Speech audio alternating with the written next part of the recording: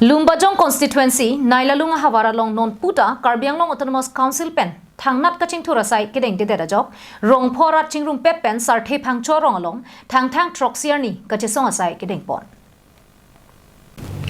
Ningkan phokep so se rong kachukim rong phorat ningduk chepaklang se no road no vote no land pata no vote no ME school no vote no medical sub center no vote lapen no ringwell no vote pase ki thepen hangjosi kachesong padopon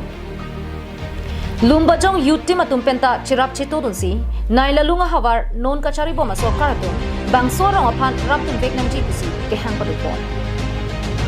Bangsolong kachetong dun rong phorong asaratum lake sarthe phangchu kangbura tera mojen naiding lapen khejur bonatin hang Kidam tang election aporo hutame candidates atuma phan behai du pomdu election campaign hut towarnang sada pipo ring tanang pipo lapen kapre ga sonta chichak petang setame non purnita RJ anta theglong lelang kusi rabatu pen pachini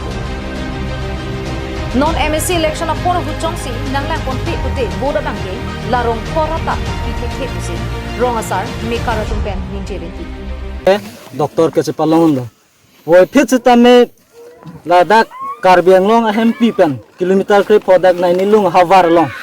binianian ta toar ave ni ave lang ave lapen longle pota longle labang ke tum chithrak mimi alang lasinili council aphan kapachini kang tung mangela hanlo lumbajong sorata phurui chutuk werwe lon ke